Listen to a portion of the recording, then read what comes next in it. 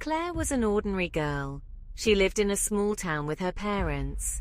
Life was simple, filled with school, friends, and family dinners. But something changed. It started with sleepless nights. Claire would lie awake, staring at the ceiling, trying to will herself to sleep.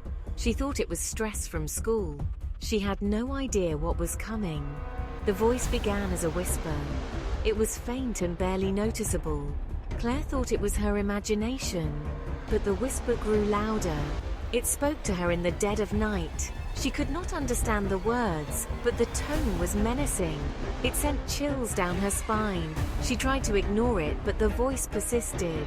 Claire's parents did not notice at first. She tried to hide it. She didn't want to worry them. She told herself it was just a phase, but deep down, she knew it was something more, something sinister. The voice would not leave her alone. It followed her into her dreams, turning them into nightmares. Claire's world was changing. The once bright and cheerful girl was now living in a constant state of fear. She could feel the darkness closing in. She was haunted, and there was no escape. The voice was always there, waiting for her.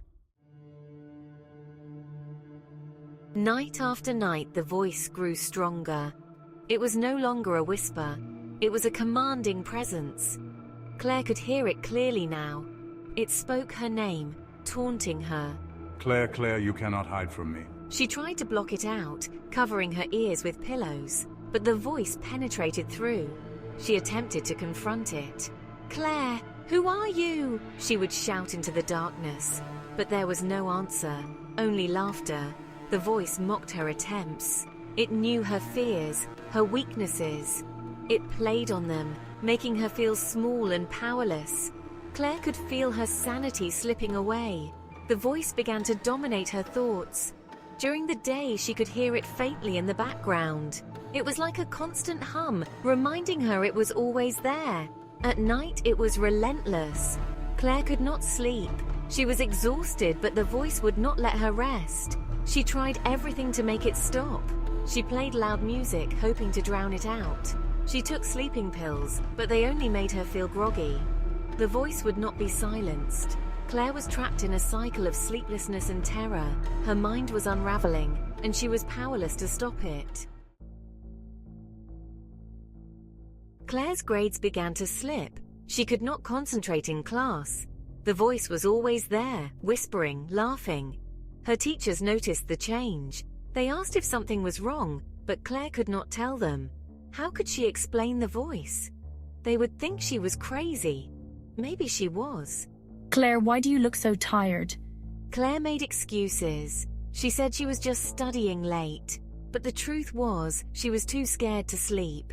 The voice haunted her dreams. She began to withdraw, avoiding her friends. She did not want to burden them with her problems. At home, things were no better. Claire's parents were worried. They could see she was not herself. They tried to help, but Claire pushed them away. She did not want them to know. She did not want them to hear the voice. She was afraid it would target them too. Claire felt alone, isolated in her torment. Claire tried to fight back. She read books on insomnia and tried different techniques to sleep. Nothing worked. The voice was always there, waiting for her. She began to fear the night. As soon as the sun set, her anxiety would rise. She knew what was coming. The voice would not let her rest. It was a constant battle, and Claire was losing. Claire's mental state was deteriorating rapidly. She became paranoid, always looking over her shoulder. She felt like she was being watched. The voice was in her head, and she could not escape it. She began to see shadows moving in the corners of her eyes. She was terrified of what might be lurking there. Her thoughts became disjointed. She could not focus on anything for long. The voice was a constant distraction, pulling her into a dark place. Claire began to doubt her own reality. She wondered if the voice was real or if she was losing her mind. Her fear and confusion grew with each passing day. Claire's behavior became erratic. She would snap at people for no reason. She was always on edge, her nerves frayed. Her parents did not know what to do. They tried to get her to see a doctor, but Claire refused. She was afraid of what they might find. She did not want to be labeled as crazy. The voice was winning. It had wormed its way into her mind, taking control. Claire's sense of self was fading. She was becoming a shell of her former self. The voice was all she could hear, all she could think about. It was consuming her, and she was powerless to stop it. Her descent into madness had begun. Claire's physical health began to mirror her mental state. She was pale and gaunt, dark circles under her eyes. She had lost weight, her clothes hanging off her frame. She was always tired, her movements slow and lethargic. The lack of sleep was taking its toll. Her body was breaking down. Claire, honey, you need to eat something. You look so thin. She began to experience headaches, sharp and debilitating. They would come out of nowhere, leaving her clutching her head in agony. The voice seemed to grow louder during these moments, amplifying her pain. Claire could barely function. Every day was a struggle to get through. Sweetie, are you okay? Do you need to see a doctor? Her immune system was weakened. She caught colds easily and took longer to recover. Her parents were frantic, not knowing how to help her. Claire could see the worry in their eyes, but she did not know what to tell them. The voice had taken over her life. She was a prisoner in her own body. Claire, please, we just want to help you. Tell us what's wrong. Claire's appearance scared her. She hardly recognized the girl in the mirror.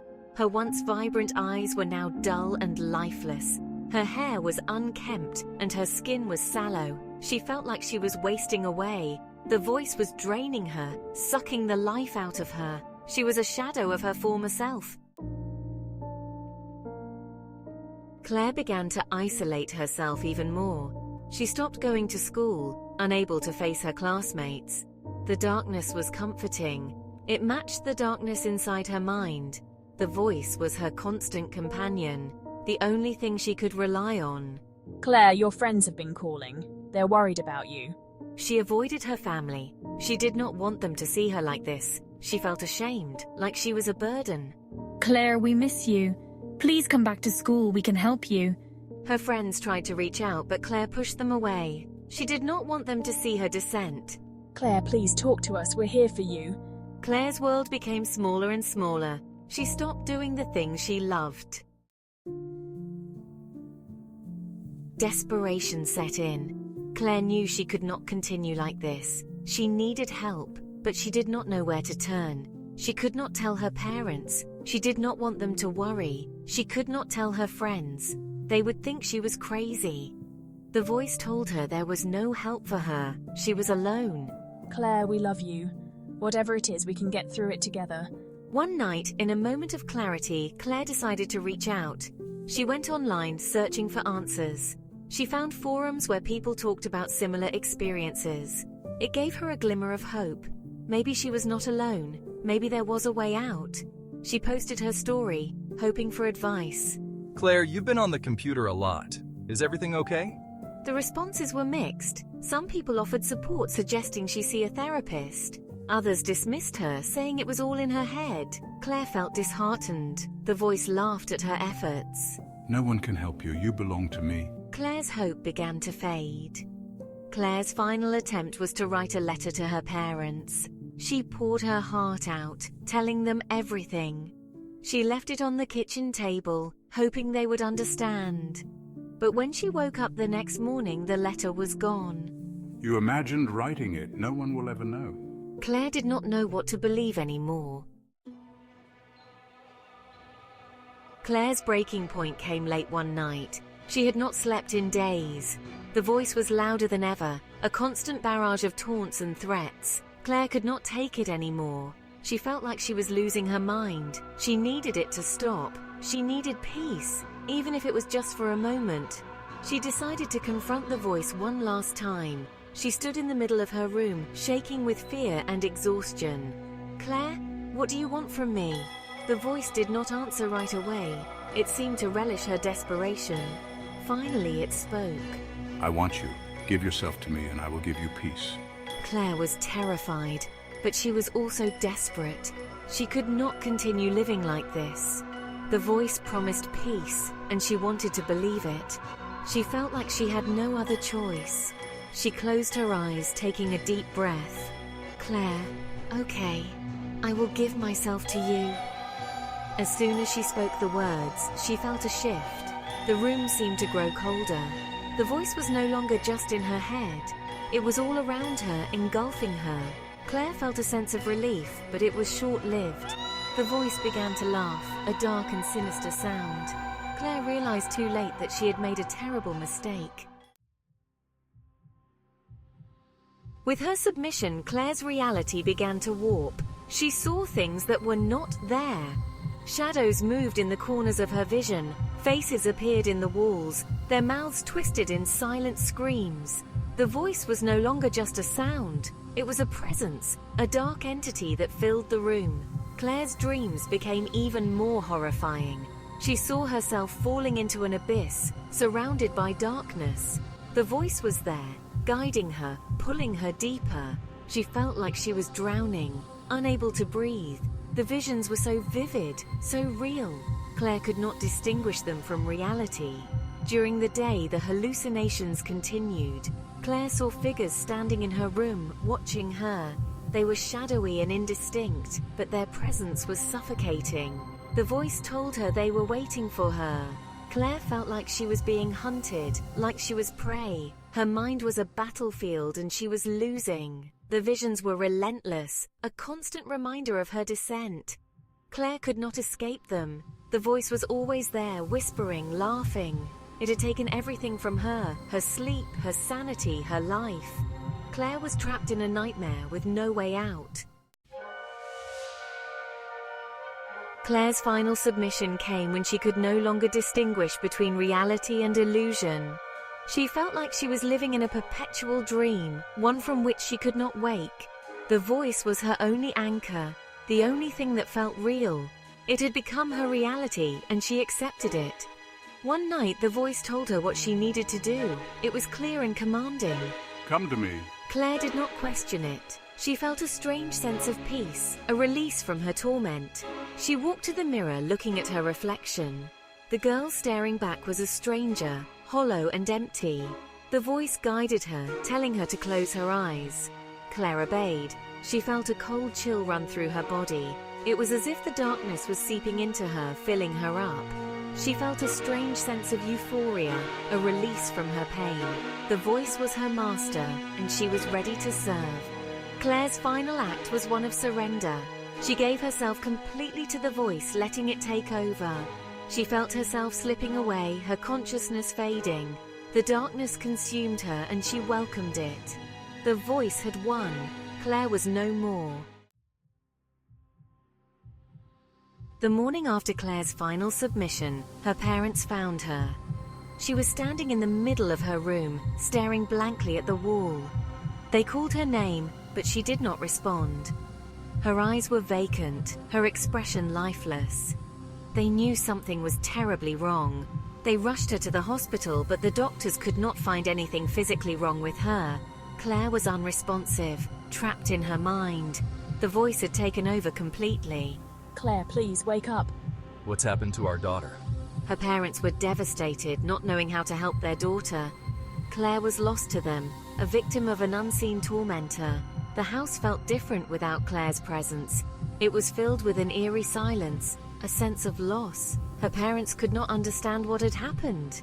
They searched for answers, but there were none.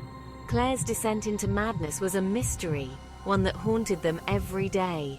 Months passed and Claire remained the same. Her body was there, but her mind was gone.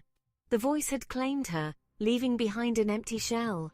Her parents had to come to terms with the fact that their daughter was gone. The vibrant, happy girl they once knew was lost forever to the darkness. Claire's story is a tragic reminder of the unseen horrors that can lurk in the shadows. The voice, the insomnia demon, had taken everything from her. Her life, her sanity, her very soul. Claire's descent was a journey into darkness, one from which there was no return. The voice had claimed its victim, leaving behind only despair.